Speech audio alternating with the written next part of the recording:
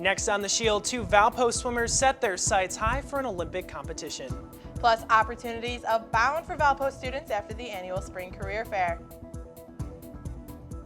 It is very cold outside today, and we're going to let you know how long this cold weather is going to be here and also when we can see our next chance of snowfall. That and more coming up, but first you're watching the Shield here on Channel 15.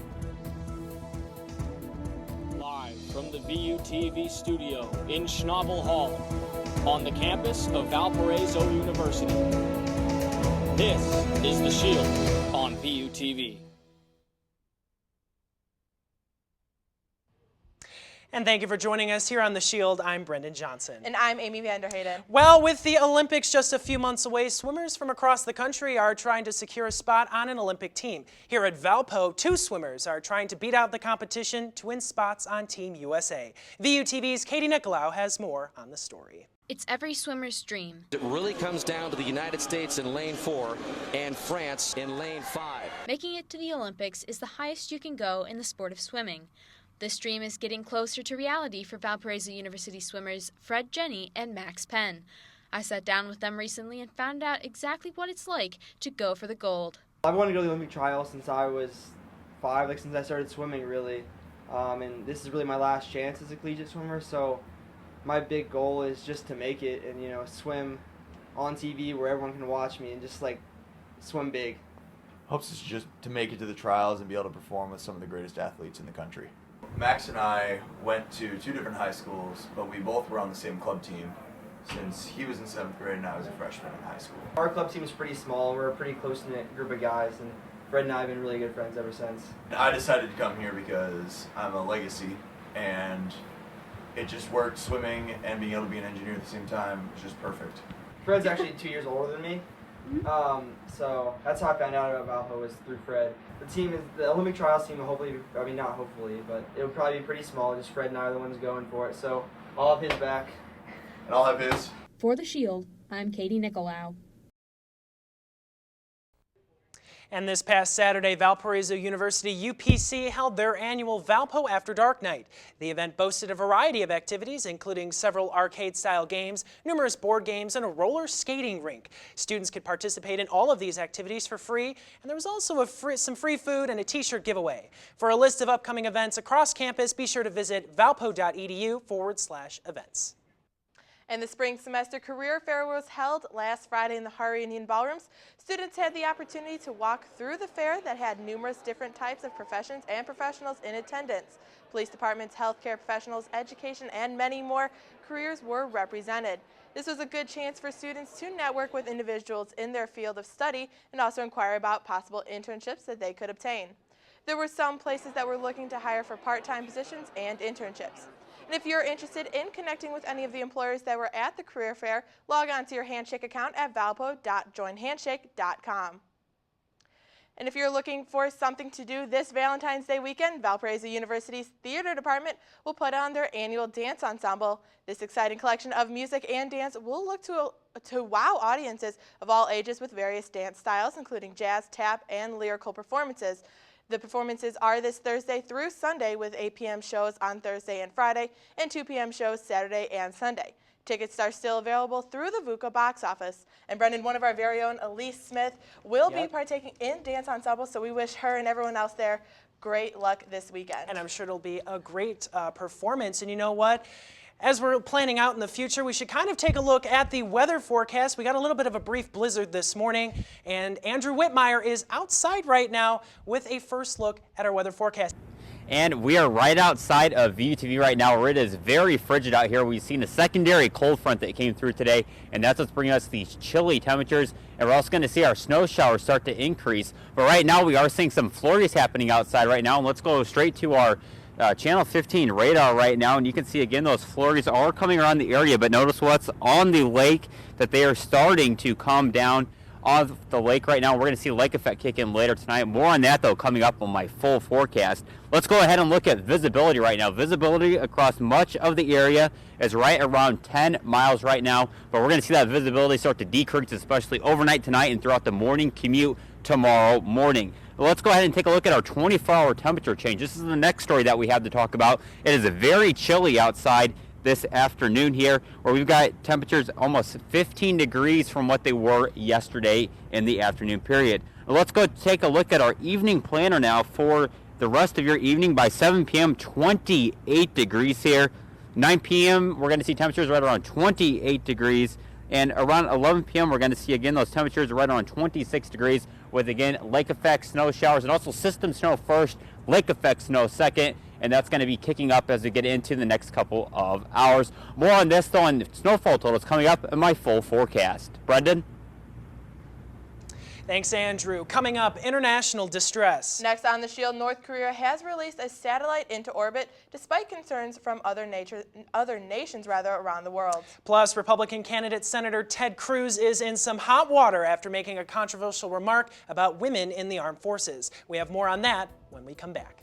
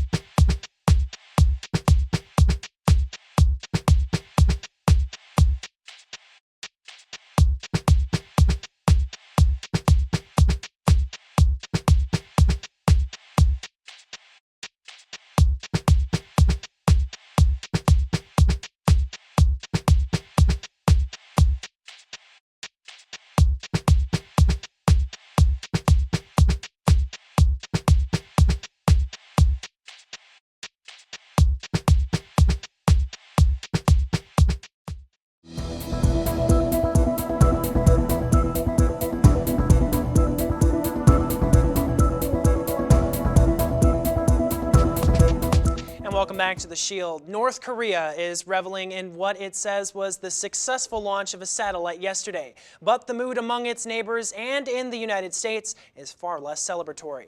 The U.S., South Korea, and other countries had suspected the launch was cover for testing a ballistic missile. Today, the Pentagon confirmed that the DPRK had launched a satellite, but as Richard Roth reports, the UN Security Council is promising there will be consequences for Pyongyang. The Council has listened to threats from North Korea. Now it's the turn of the diplomats here in New York to issue threats. The Security Council held an emergency Sunday meeting to discuss the launch of North Korea's rocket, which Pyongyang says is purely for Earth observation. U.S. Ambassador Samantha Power, though, says nobody should be fooled. The diplomats met behind closed doors and afterwards agreed to strongly condemn the North Korea launch and also to warn of significant measures in a strong resolution aimed at Pyongyang in the coming days or weeks or months. Each of these provocations, each of these illegal actions requires a robust response. Because of the DPRK's decisions and actions, we will ensure that the Security Council imposes serious consequences. Even though they knew this launch was coming, there is growing frustration here in New York at Pyongyang just totally violating 4 Security Council resolutions over the years. Business as usual will no longer apply. There has been many resolutions which have not been implemented by the DPRK, and we have to work on this basis, working on the new Security Council resolution. China's ambassador would only say there should be a resolution, but there should be calm on the peninsula. Russia worried about destabilizing North Korea through sanctions affecting the economy of the country. There is an urgency expressed by the U.S. ambassador saying time is ticking. Richard Roth, CNN, United Nations. Republican presidential candidate Senator Ted Cruz gave his 3 keys to reigniting the promise speech to a standing room only crowd at the town hall in Peterborough, New Hampshire yesterday. It's one of his biggest New Hampshire crowds to date. Cruz used the opportunity to rail on his opponents who supported drafting women into combat, blaming the answer on dangerous political correctness. My reaction was, are you guys nuts? Political correctness is dangerous. And the idea that we would draft our daughters to forcibly bring them into the military and put them in close combat, I think is wrong. It is immoral, and if I'm president, we ain't doing it. If Chipotle is your usual go-to lunch destination, you probably did not get a satisfying noontime meal. Chipotle closed every one of its locations for 4 hours today for a food safety meeting. The move comes after an E. coli outbreak at the Mexican restaurant last year. About 500 people got sick, including several basketball players at Boston College. At the meeting, employees went over an updated food safety program implemented by the chain in January. All Chipotle restaurants were closed from around 11 to 3 o'clock this afternoon.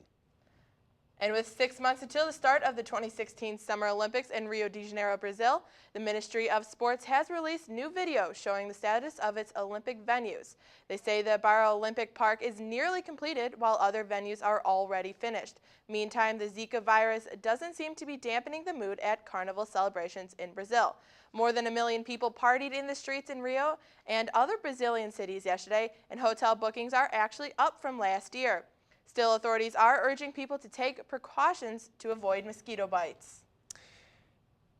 And new details are emerging in the investigation into last Tuesday's explosion on a Somali jetliner. Somali intelligence officials are now sharing a closed-circuit video found on a laptop and are saying that a bomb was stored on that laptop. This video shows 2 airport workers and the suspect involved in the blast.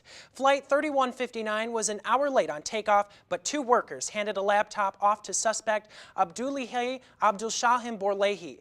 20 minutes later, after he boarded, an explosion was heard from nearby the plane's fuel tanks. Borlehi was kicked off the flight while other passengers were escorted off of the plane. Somali authorities have arrested more than 20 people, they say, including the workers handing the laptop to Borlehi. No one has claimed responsibility for the explosion, but U.S. officials believe al-Qaeda-linked Somali militant group al-Shabaab is behind the attack. A team of FBI investigators is in Mogadishu assisting Somali police and intelligence, trying to piece together how this near catastrophe could have occurred. And now some chilling temperatures and snow are on the way, but you know, Amy, when are they due in? Well, Storm Shield meteorologist Andrew Whitmyer has our full forecast coming up, and he'll tell you just how cold it's going to get or when it'll stop. We'll be right back.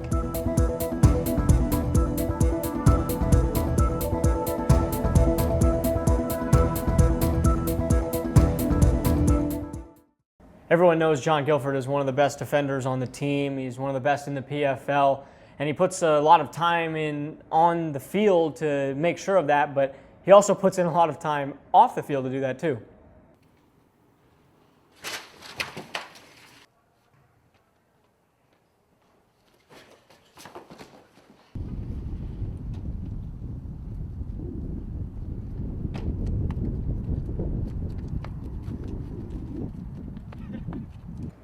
Pretty good at what he does. Pretty good. Yeah. Ow.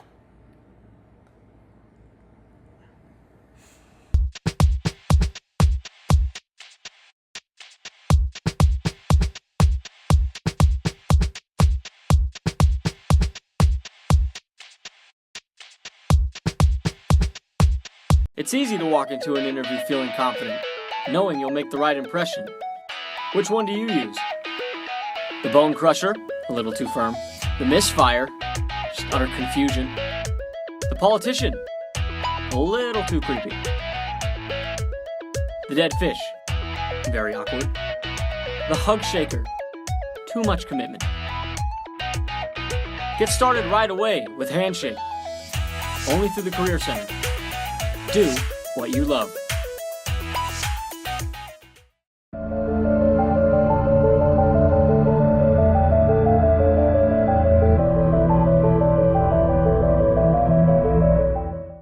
And to welcome back back to the Shield here on VUTV here. This was the scene earlier today where we seen mostly sunny skies actually as we got into earlier this morning, but then we actually seen the snowfall that started to fall across the area, creating whiteout conditions at times today. Give us a quick dusting of snowfall across the area.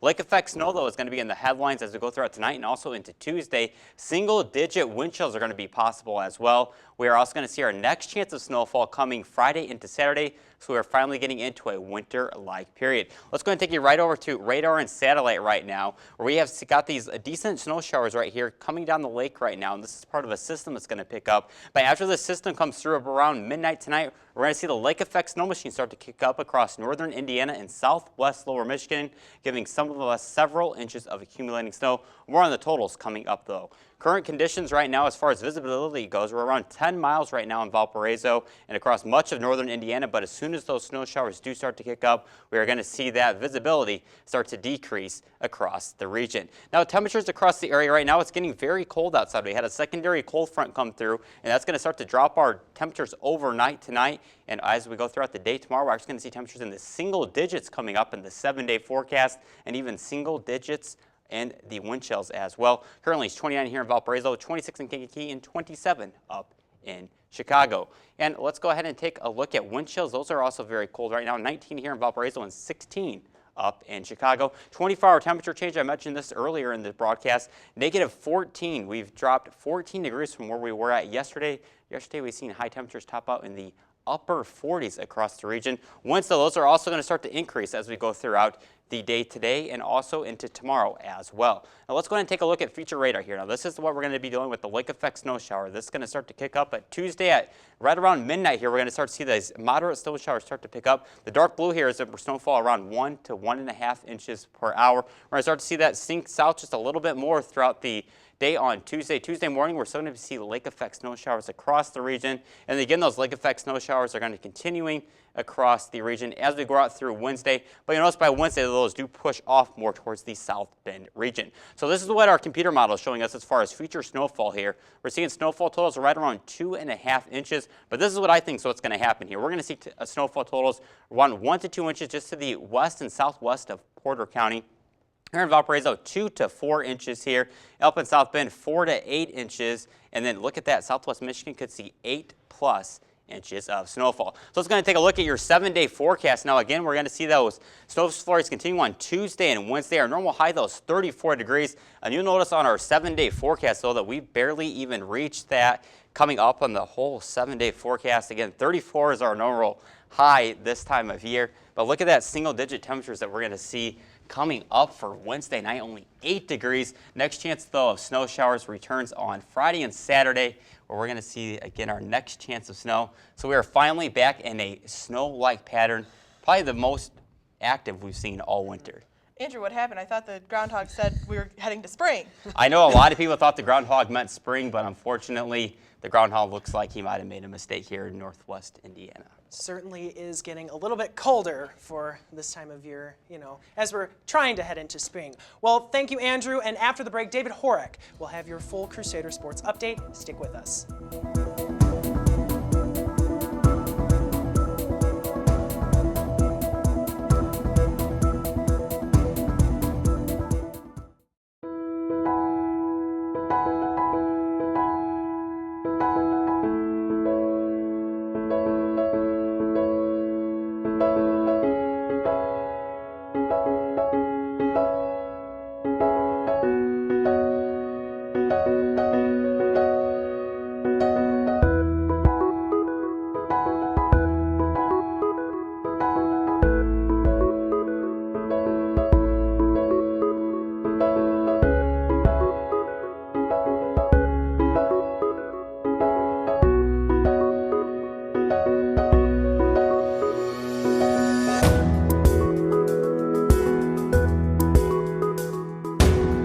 Good morning, Valparaiso University. What's a better way to start your day than with a new jam? And WVUR has just what you need.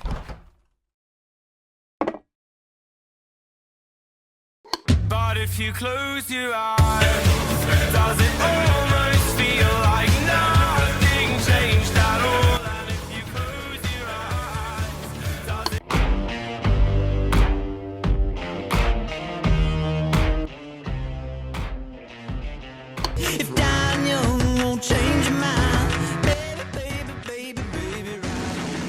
broadcasting sports, news, weather, and music on air, online, and on campus.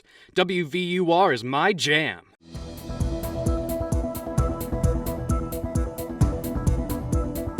Good evening, everyone. I'm David Horak with your update on Valpo sports. First off, the Valpo men's basketball team only had one target in the last 7 days, and that was UIC. The Crusaders out-hustled, out-rebounded, and outperformed the Flames 73-55.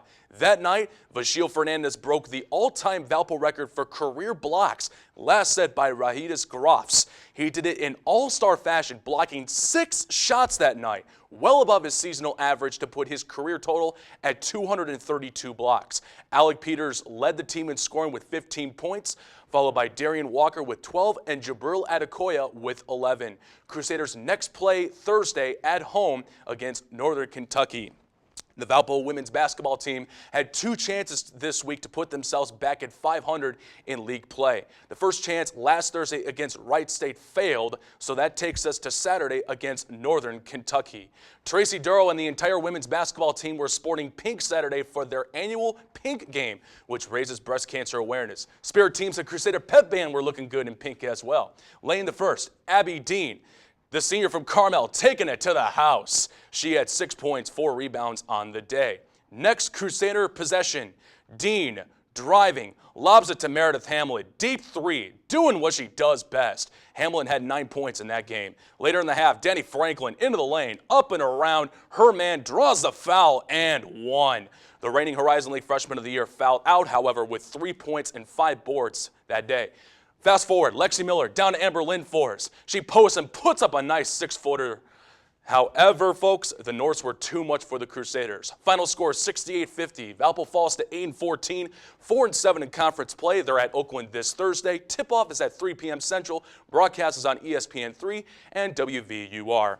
This past Thursday was National Signing Day for college football and soccer teams across the country. The Valpo football team signed 27 recruits, including a pair of local players from Valparaiso High School. I spoke to head coach Dave Cicchini, and he is already looking forward to what this recruiting class has to offer coming this fall. That we have coming in who have the talent, as long as they can report into camp in shape and learn the respective playbook, they're going to have a shot at seeing some playing time. And we've done a really nice job of cultivating them, and it's nice to see us bring those guys in and to watch them have success on the.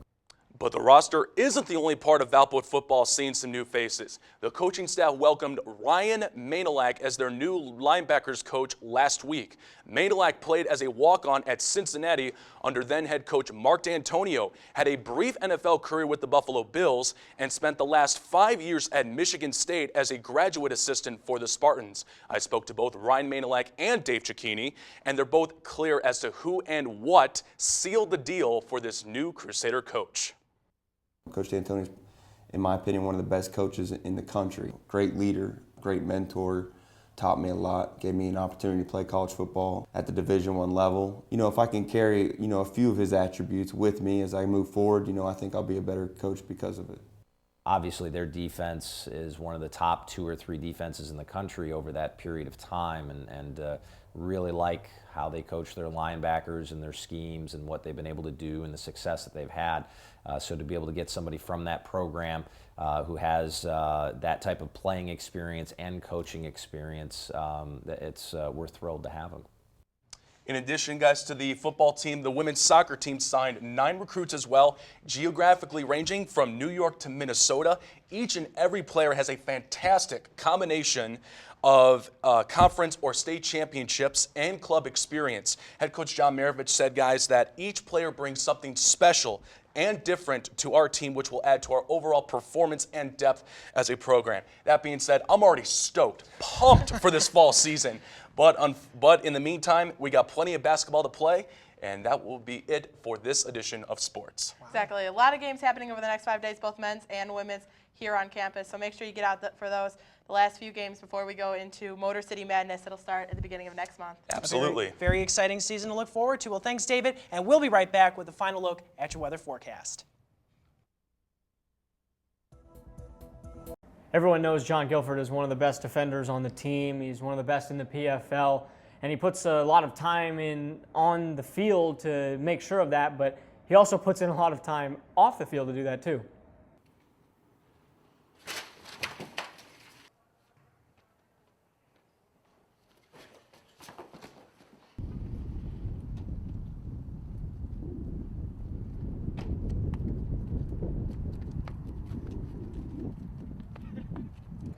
He's pretty good at what he does.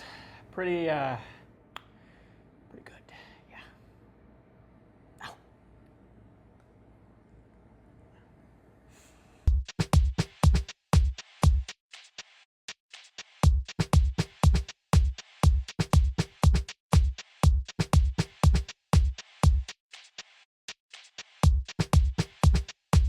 It's easy to walk into an interview feeling confident, knowing you'll make the right impression. Which one do you use? The bone crusher, a little too firm. The misfire, just utter confusion. The politician, a little too creepy. The dead fish, very awkward. The hug shaker, too much commitment. Get started right away with Handshake, only through the Career Center. Do what you love. And the votes are in. The Columbus Zoo's baby polar bear officially has a name. It's Nora. The name was chosen in a public online vote which attracted participants from 115 counties. Nora is a combination of Nanook and Aurora, her parents' names, and she was born back on November 6th. Take a look at this just adorable video. She's got her name tag there, just running around with the zookeepers. And you know what, guys? I honestly think that might be the most adorable and cutest video that has ever made it to air on this program. I kind of just want to sit here and just watch it for Keep the rest of the show. 'Cause, I mean, it's just so cute. It is so cute. And, you know, speaking of polar bears, the polar bear would love the snowfall forecast that we have. Let's go right to the snowfall graphic right now, where you can see we're going to have about 2 to 4 inches here in Valparaiso once this is all said and done by Wednesday afternoon. 4 to 8 inches in the South Bend, but look at that, upwards of 8 inches or higher up in southwest Michigan where those highest snowfall bands accumulate. Here's your 7-day forecast though, and you'll see it's a pretty active week as far as winter is concerned. It hasn't been much of a winter this winter season, but that's going to change throughout the next 7 days. We'll have more on that throughout the week during our chapel break and weather updates here at VUTV. So we got a couple inches. How much snow do we got? Couple inches. We're going to have about 2 to 4 inches of snow once it's all said and done through Friday. Then we can see another 3 to 5 inches on Friday and Saturday. I love how you actually clarified in that 7-day what it's supposed to be and what it actually is. It's going to be like 10 degrees colder. It is, yes. Yep. All right. Well, thank you, Andrew. For all of us here at VUTV, have a great rest of the week, and thanks for joining us.